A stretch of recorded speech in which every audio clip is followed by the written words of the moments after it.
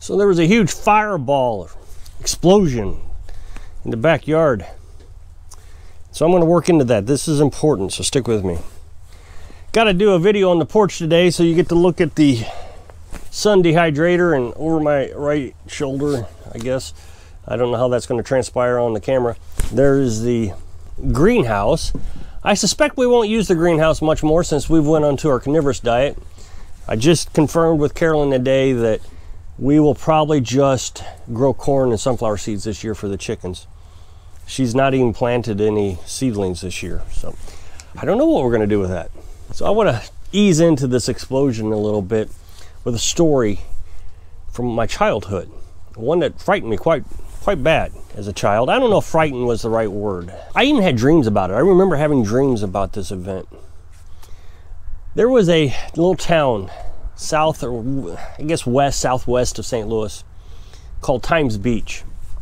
It's right next to Eureka, Missouri. Eureka, Missouri is where Six Flags is. And I was always so excited to drive down Highway 44 when I was a kid with my parents and see the Screaming Eagle. Well, in the 70s, there was this big news event, big disaster in Times Beach, which is just east of Eureka, Missouri. I would say not even 5 miles. It's really close to each other. Times Beach sat on the Merrimack River. The Merrimack River is a beautiful river. I've got videos of it way back when we were nomads. I just love the Merrimack River. There's a cave down in that area. Just an amazing place. What happened was, it was the most significant environmental disaster in the United States history. More people were affected by this, what's called dioxin, than any other time in history. The thing is the little guy got all the blame, and I think it's just ridiculous. I can see myself making the same mistake as this guy. This guy's name was Bliss, B-L-I-S-S. So there was this company, and they were making powder, like skin powder, and a bunch of babies died in France. So they went out of business because the CDC outlawed their product. Well, the company was based in southwest Missouri. This was back in, I think, 71. I think 68 is when the babies died. 71 was when the company finally closed down. So another company bought that company. Now, the company was out of business. It wasn't in production anymore. But the original company left big vats of dioxin. They were storing it because a byproduct of the powder they were making was dioxin, which is very poisonous. So the company that bought the company didn't want to spend a lot of money dealing with this dioxin. The plan was put it on trucks, ship it down to Louisiana, and get it incinerated properly. Well, that cost a lot of money, and they didn't want to spend a bunch of money on a company they just bought, so they hired Bliss to come and take this stuff. That's what he did. He transported liquids. He had this one truck, just a small business owner. Now, he didn't know what was in this stuff, had no idea. He was mixing it in with his oil tanks. He would take used motor oil and go around to dusty areas, dusty roads, dusty horse arenas, and he would spray this oil onto the ground. Of course, today that would be very illegal, but back then it wasn't, and it kept the dust down. Well, he did it on his own property, and it was such an effective method of keeping the dust down. Other horse arenas hired him to spray the oil onto their arenas. Well, the first couple that did it realized that it was bad. Birds started dying. There was a burning smell in their nose.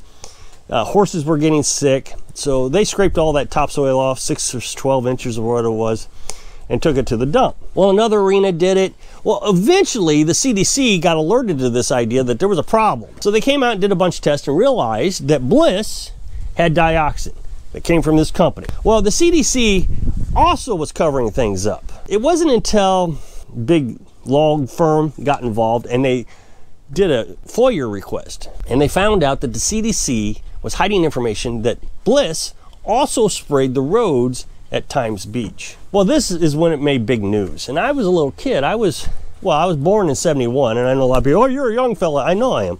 Well, by 83, I think, this became big news. Of course, living near St. Louis, this was big news for me even earlier than when it became national news. I remember we were driving down the road, and Dad says, there's Times Beach. And I looked out, and I still have this memory.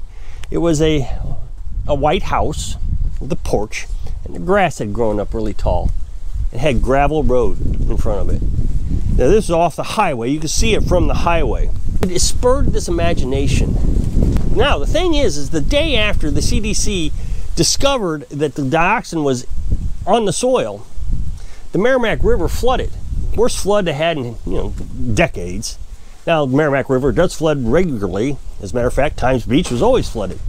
So much so that they built houses on stilts, which was common practice back then. My grandpa had a house that he bought. My grandma and grandpa both bought a house that we were on stilts, and it was near Big River. I think Big River is a tributary to the Merrimack River. Regardless, that doesn't matter. But I remember his house flooded a lot, and we'd always have to go over there and take everything upstairs. He built it in a fashion that the downstairs could be flooded and it wouldn't harm anything. All this dioxin now is in the Merrimack River, which they never addressed. Fast forward into the 90s, there was this big, massive funding put in place to clean up the dioxin spill in Times Beach. They put an incinerator there. Well, by this time, I'm an adult, I'm out of the Navy, and I have a job in a town called Pacific, Missouri, which is just west of Eureka, just west of Times Beach. And I saw the incinerator, and it was always spurring that imagination as a child. Now, I can't remember how many memories I have that are real and how many are made up from a dream that I had about it, but it was a significant event in my life. Well, eventually, the 2000s rolled around, and they got it all cleaned up, and now it's a state park.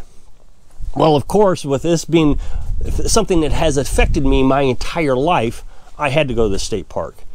I mean, it wasn't nothing special. It really wasn't. It was just a piece of property with roads and, I don't know, maybe there was a tennis court, or I don't know. It doesn't matter. But it's a state park now. It's not that impressive, but I drove around it, and I think I've drove around it a couple times now, but it's just a big drive all the way with a big circle around it. I tell you, that sure did affect my life. Government bought them out. There was like $38 million set aside for the federal funding, and then there was another $3 million set aside for the state. And so the state and the federal government bought them out. But what do you do in these kind of situations? It was a poor community. When we talk about dioxin, it didn't affect anybody right away. I mean, there's potential for cancers and different things, I guess. I don't know all the stories of it, but they used it in Agent Orange over in Vietnam. As a matter of fact, I think the company that Southwest Missouri made the Agent Orange. I think that's, if I recall my history well enough, but regardless. So Agent Orange had dioxin in it, and what that was used for was to clear the forest of leaves. It killed the forest. It was actually used as a weed killer and a pesticide, I think back in the 60s. I've done a lot of studies on dioxin and realized that it may actually cause mental illness in the children of people who are exposed to it. So if your father or grandfather was in Vietnam War, you may actually have some mental illness as a result of dioxin. So now we run into this situation over in Ohio. And I think this is a little bit more significant. And we have this huge explosion from a train that rolled over. And the government this time, in my mind, is actually responsible for the problem. It wasn't some guy who didn't know what he was doing, poured some stuff down on the ground, and had this huge environmental disaster. The government and a railroad company decided, you know what we're going to do? We're just going to put all these chemicals out into the air and in the water. And it rehashes all these memories I had as a child. What are these people going to do? I mean, how are they going to protect themselves? I mean, if we think about it from a financial situation, their lives are over. Nobody wants to buy anything from them anymore. I mean, there was a report in the news that there's a bed and breakfast. It's going to go broke because nobody's going to go to Ohio to stay in a bed and breakfast. You're not going to buy any farm foods from them. So the couple, I think they had 14 acres. And what are they going to do? And they just live outside of town. People who are wanting to sell their homes before this disaster is on the market, they're not going to be able to sell their homes. Nobody's going to buy their homes. So they've lost everything. And it doesn't really appear that the government of Ohio or the federal government is very interested in doing anything about it. What's the big deal?